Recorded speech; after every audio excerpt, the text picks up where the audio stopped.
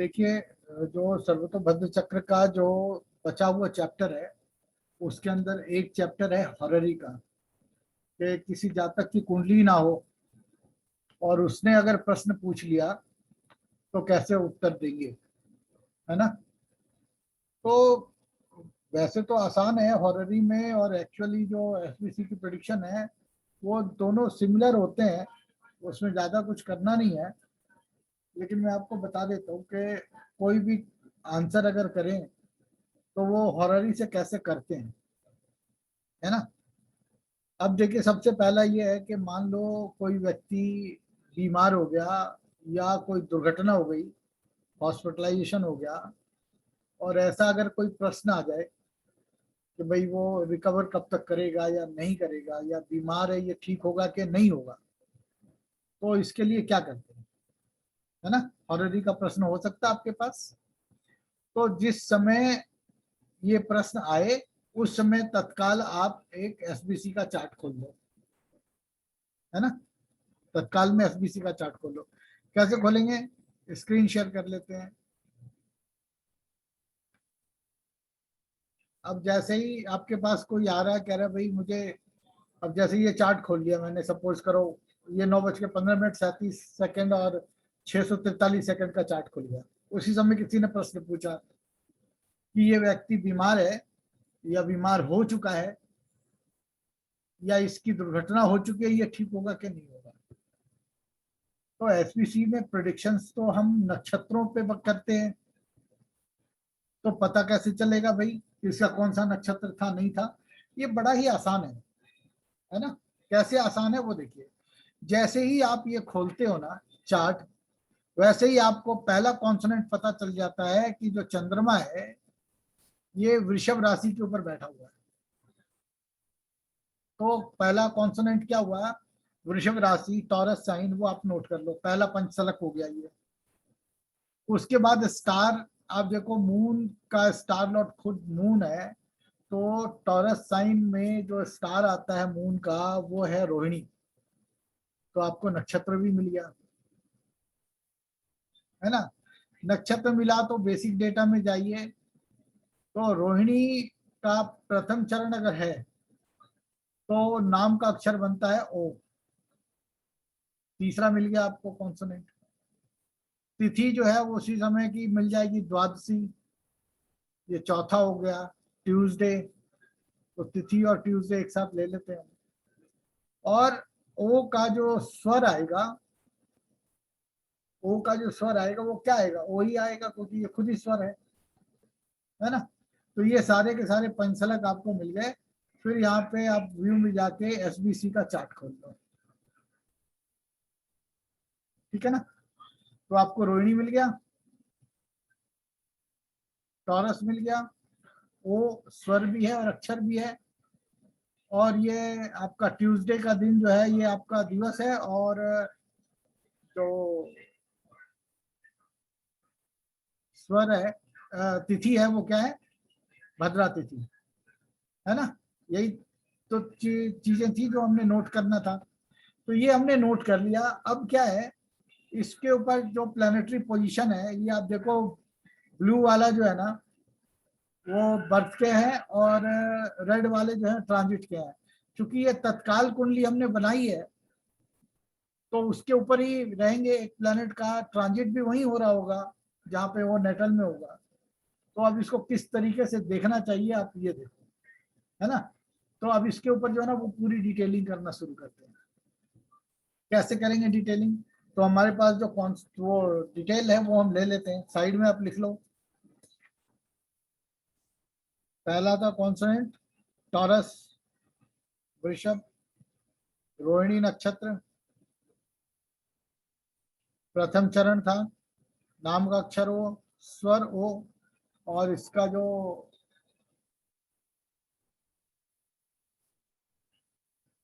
द्वादशी तिथि थी, 12th, है ना। तो ये आपको डिटेल मिल चुकी है। अभी क्या करेंगे इसके अंदर में,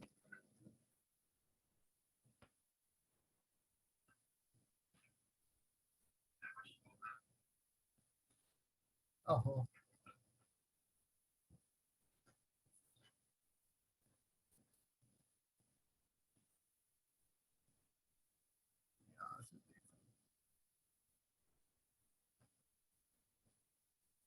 सब कुछ सेम ही है, कुछ बदला नहीं है ना। अब आपने कुछ नहीं करना,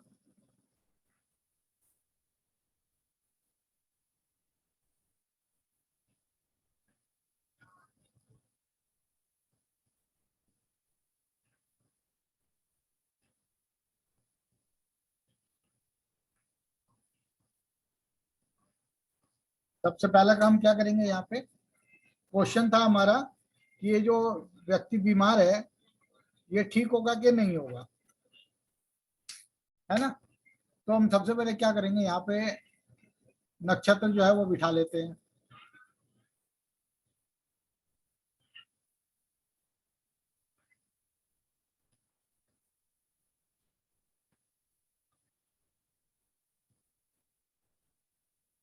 तो 4,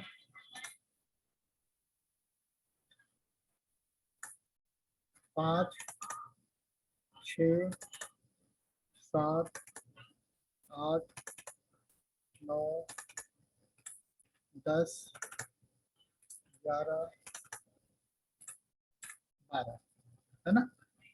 हो गए, 1, 2, 3, 4, 5, 6, 7, 8, 9। उसके बाद क्या लेंगे, 13, 14, 15, 16, 17, 18, 19, 20, 21,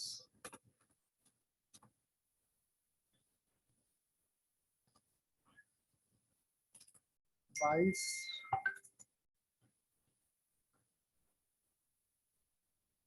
अलका जी आना चाह रही है, ठीक है, 23, 24, 25, 26। और भी कोई आ रहा है क्या?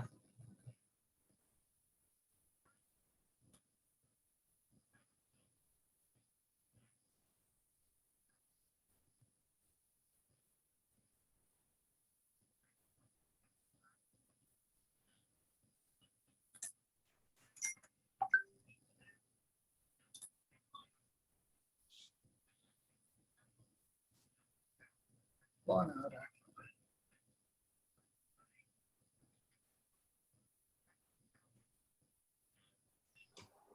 कोई और आ रहा है क्या?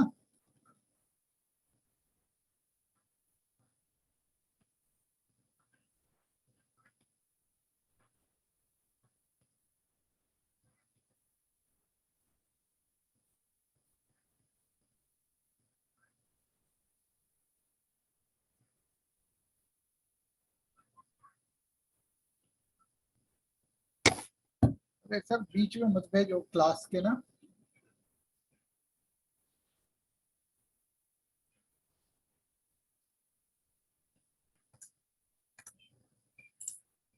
ठीक है, अब ये देखो हमने ये अब बिठा लिया रोहिणी के हिसाब से। अब हमें क्या करना है, यहाँ पे दो चीजें हैं सीखनेस के लिए। क्या होता है कि आपका जो बर्थ स्टार है इसका वेधन पाप ग्रहों से अगर हो रहा हो, मेलिफिक प्लैनेट से हो रहा हो, तो वो रोग को बढ़ा देता है। और अगर इस बर्थ चार्ट के साथ में, बर्थ चार्ट के साथ में अगर किसी दूसरे सेंसिटिव स्टार्स का भी वेद हो रहा हो, तो वो क्या करेगा, उसको फैटल बनाएगा, या वो ये बोलेगा कि ऐसे जातक की डेथ हो सकती है। तो यदि कोई बेनिफिक प्लैनेट एस्पेक्ट करने जाए लग्न का, बर्थ स्टार का, राशि का, तो वो रोग से मुक्ति दिलाएगा। और अगर मेलिफिक होगा तो वो जातक को और रोगी बनाएगा। तो उसके साथ जो सिस्टम है वो आप देखो क्या क्या सिस्टम इसके अंदर आता है। तो सबसे पहला जो कंडीशन हम लगाते हैं यहाँ पे वो ये है,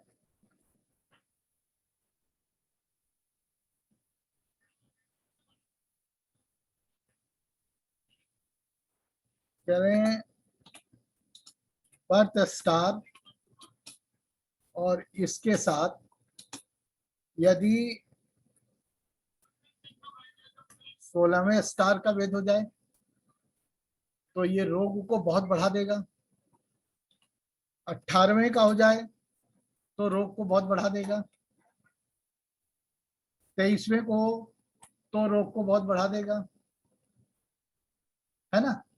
इसके साथ में बर्थ 10th स्टार का भी वेधन होने से, क्योंकि 1, 10 और 19 वो एक जैसे ही हैं, तो अगर इनका भी वेद हो रहा हो एक साथ तो ये सीकनेस को बढ़ाएगा।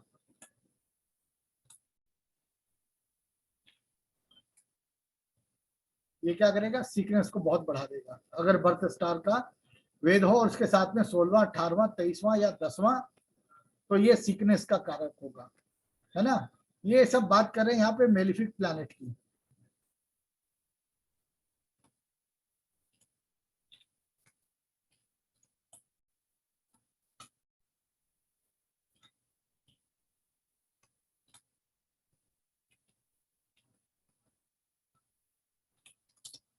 बाई मेलिफिक प्लैनेट, है ना। अगर ऐसा नहीं है तो और क्या हो सकता है इसके साथ में।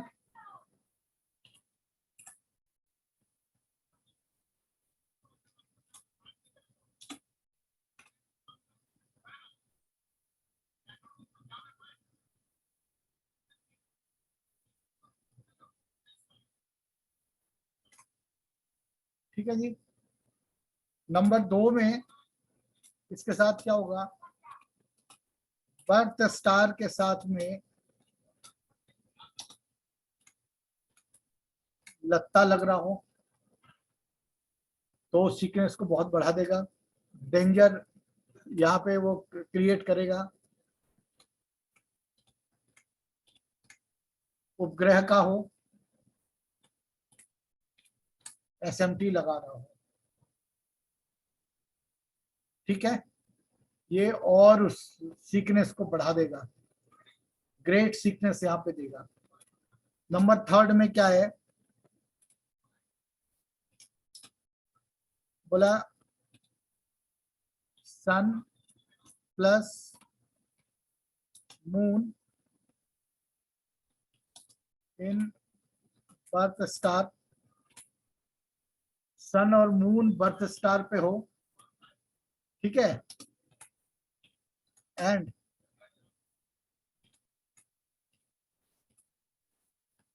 Malefic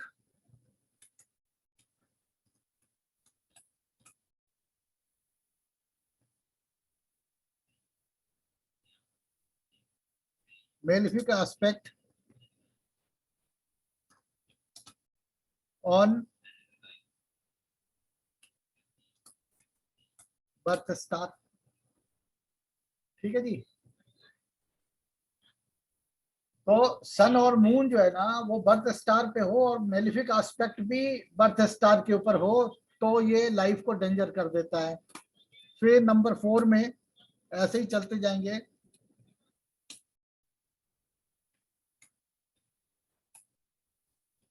malefic aspect on birth star and sun plus moon in 16th star, 18th star, 23rd star, 10th star, 25th star, तब भी ये लाइफ को डेंजर करते हैं, है ना। मेरी बात आप लोगों को क्लियर हो रही है। नंबर 5 पे मार्स, है ना, मार्स और Saturn aspect on birth star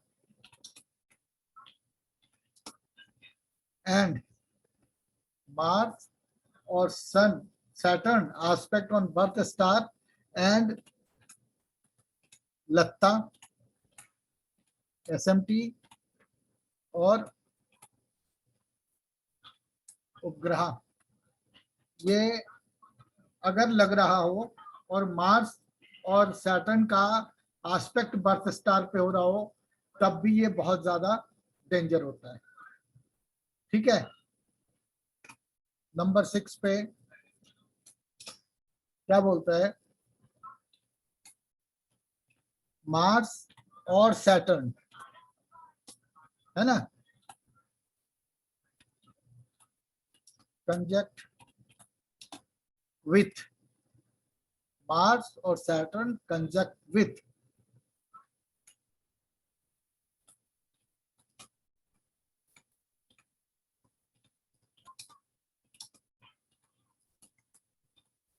one degree.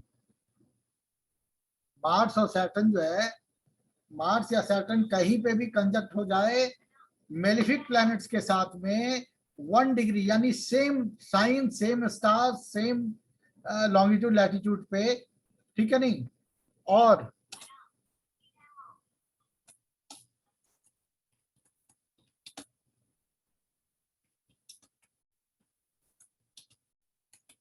उनका एस्पेक्ट अगर बर्थ स्टार पे हो रहा है, तब भी ये क्या करेंगे, बहुत तगड़ा सीक्वेंस जो है वो देंगे।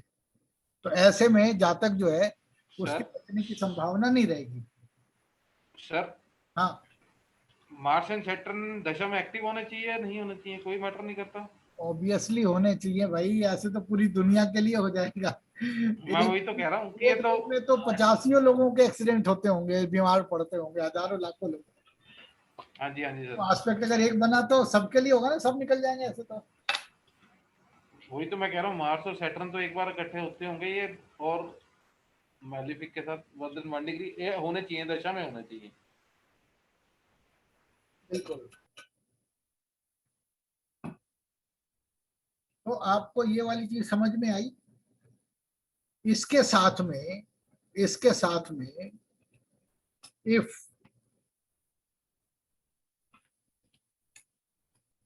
मार्स, मार्स छोड़ दो, मेलिफिक 6 कर दिया था ना, 7वां, if malefic aspect on birth star and cause Vedha to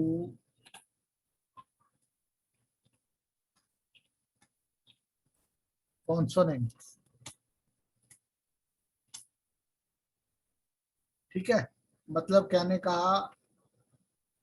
कि यदि मेलिफिक एस्पेक्ट जो है वो बर्थ स्टार पे हो रहा है, और साथ ही साथ जो कॉन्सोनेंट्स का जो वेद है, यानी कि आपके बर्थ साइन पे या तिथि पे या अक्षर पे या स्वर पे, तो भी ये बहुत डेंजर होता है। और यदि वो 2 या 2 से ज्यादा कर रहे हैं ऐसा, तो लाइफ को पूरा थ्रेट होता है। क्लियर हो गया? अगर 2 या 2 से ज्यादा हो तो पूरा थ्रेट होता है।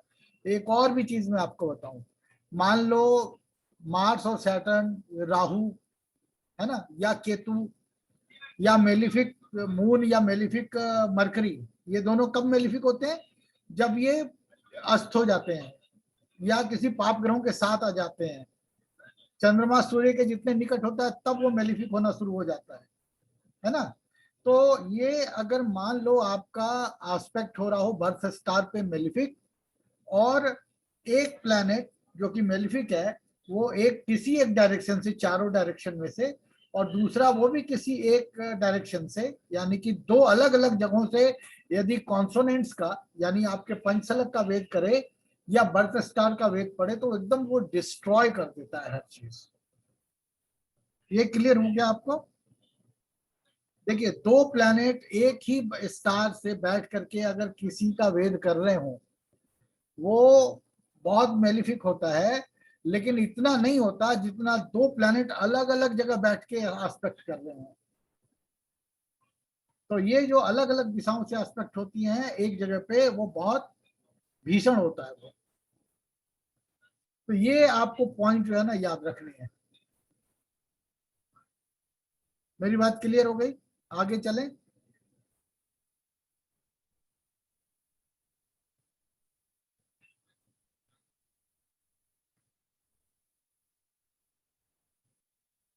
आगे चलें। क्या हुआ, बहुत सारे हाँ जी लोग? सर। अब इसी प्रकार से आप देखो, इसी प्रकार से आप देखो कि आपका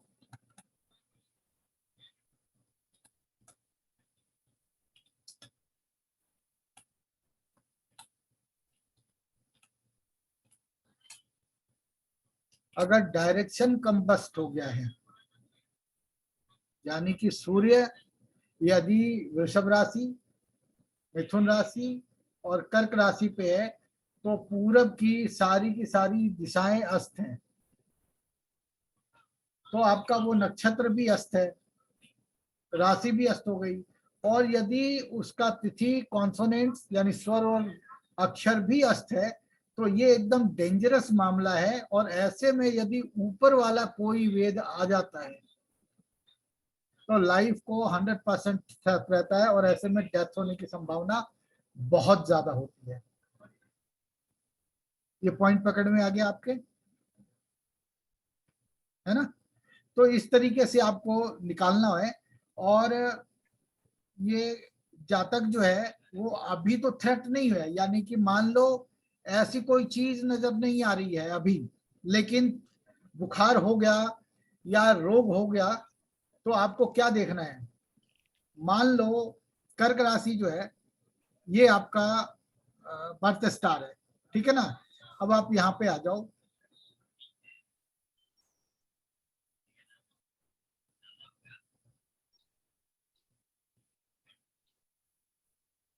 यहाँ पे आ जाओ।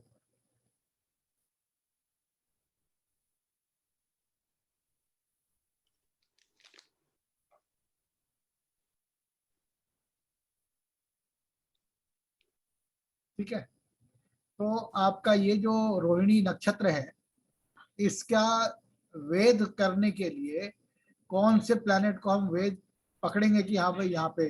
अब जैसे जन्म के समय में राहु और चंद्रमा दोनों ही आ गए बर्थ स्टार पे, तो यहाँ चंद्रमा भी मेलिफिक हो गया क्योंकि वो राहु के साथ आया हुआ है ना? लेकिन अभी वो एक सेम चरण में नहीं है, तो डिग्री का कंजक्शन जो है वो अभी बचा हुआ है। तो कुछ घंटों के बाद ये भी यहाँ आ जाएगा।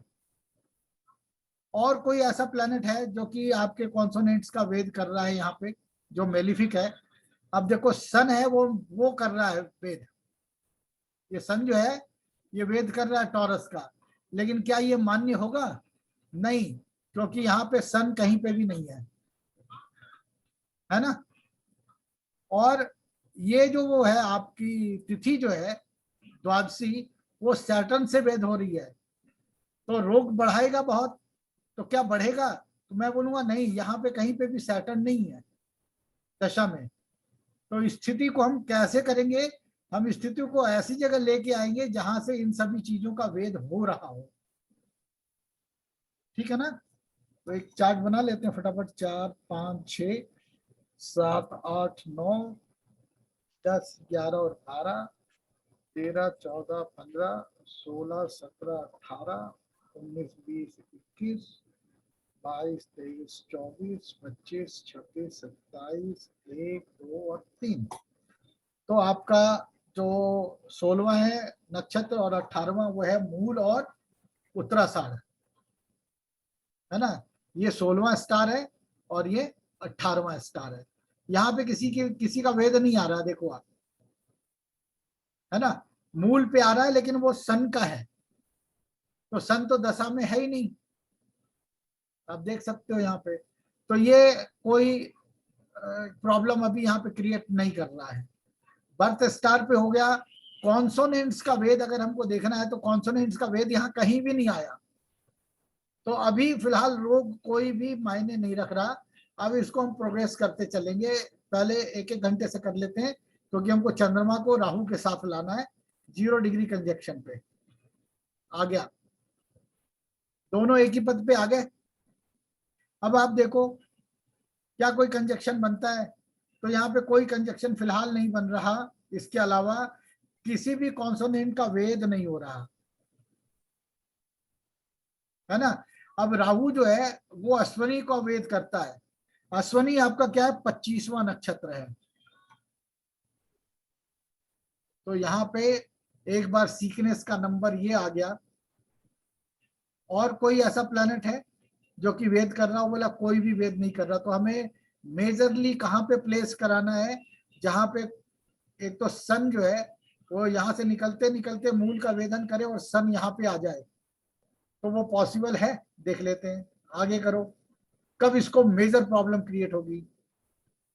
चंद्रमा बाहर आ गया, केवल राहु आ गया बर्थ स्टार पे, यानी कि एक प्लेनेट तो एफ्लिक्ट कर रहा है, लेकिन और बाकी चीजें बची हुई हैं।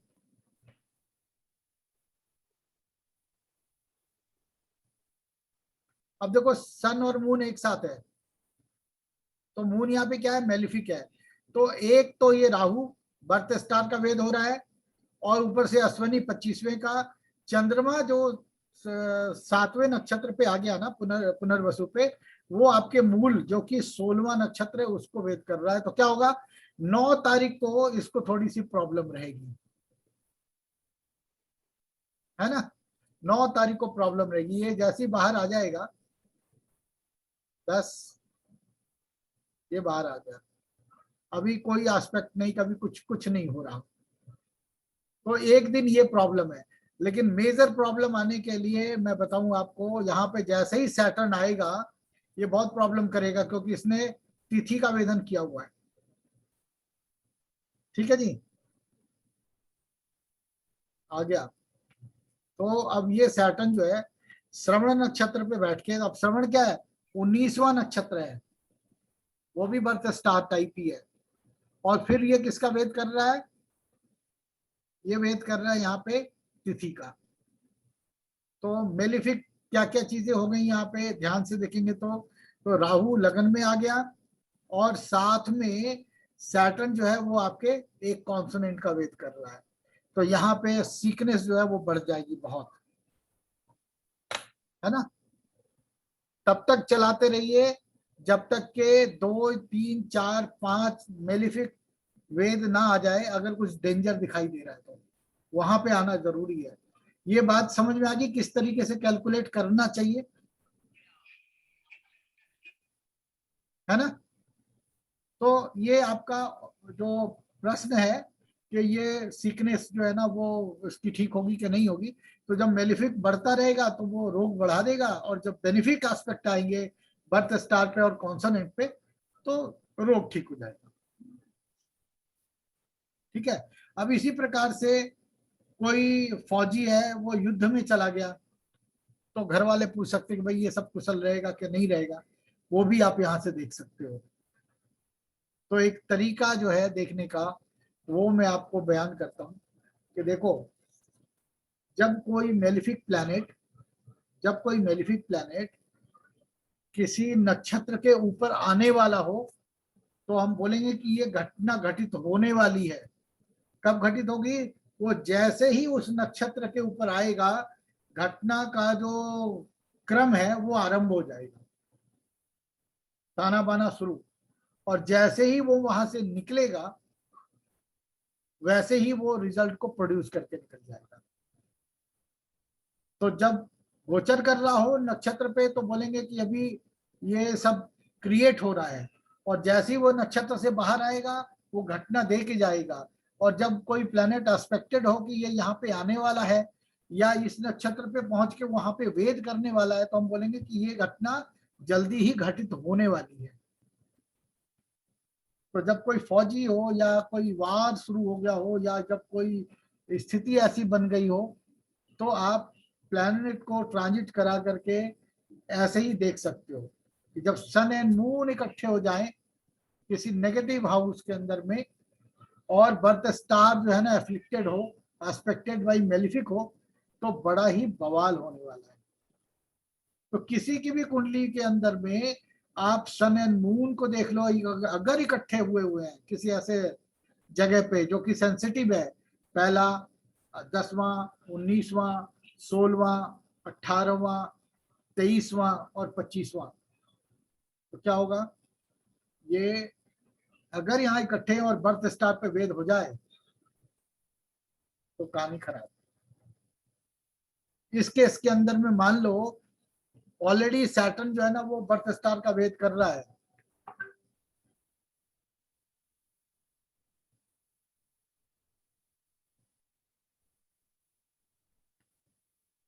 ठीक है ना? तो क्या है यहाँ पे, ध्यान से,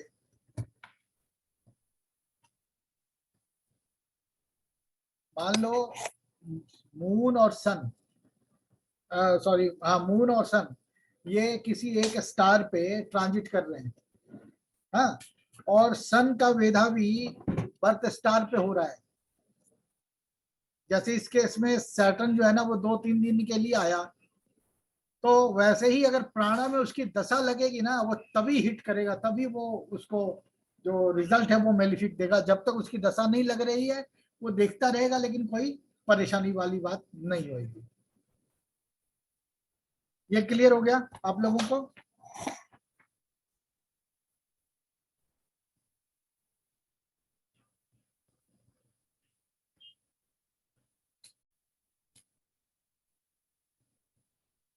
अच्छा, अब देखो, आप लोगों को वो एक लिस्ट भी भेजा था अलग अलग तरीके से कि भाई बुखार कब होएगा। तो सन जब वेद करेगा तो बुखार होता है, मार्स जब वेद करे तो चोट लगती है, ब्लीडिंग होती है ना? इस टाइप से मैंने आपको एक फोटो कॉपी भेजा होगा आप लोगों को, वो उसको थ्रू आप लोग जाइए देखिए। और मैं आपको अलग तरीके से जो छोटा मोटा इसका बचा हुआ है वो मैं आपको देख के बता रहा हूँ, कहीं पे कुछ छूट गया हो तो वो मैं चेक कर लेता हूँ।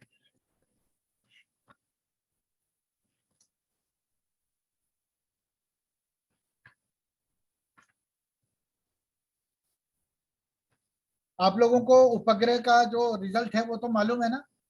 फोटो कॉपी भेज दी थी मैंने आप लोगों को, है ना?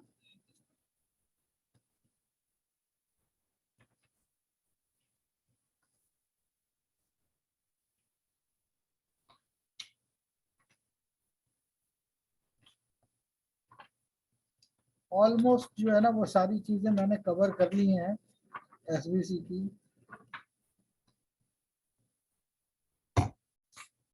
देखो अभी क्या है, सर्वतोभद्र चक्र के अंदर से फलादेश करने के लिए, अब आपको मैं, जो कई पूछे थे ना कि भाई ये कब प्रॉफिट होगा कब लॉस होगा एसबीसी से, ये आपको मैं बता देता हूँ आज। देखो, जो प्लैनेट सेकंड हाउस में जिसका साइन हो, जो प्लैनेट सेकंड हाउस में बैठा हुआ हो, या जो प्लैनेट जिसका स्टार लॉर्ड और सब लॉर्ड सेकंड हाउस के साथ कनेक्टेड हो, ऐसा प्लैनेट जब आपके कॉन्सोनेंट का भेद करते हैं, खास करके तिथि, अक्षर और स्वर, तो ये आपको गेन देता है। और वो बेनिफिक प्लैनेट नैसर्गिक, अगर आप बोलोगे जो नेचुरल बेनिफिक प्लैनेट है, जैसे चंद्रमा है, बुध है, शुक्र है, गुरु है, अगर ये आपकी तिथि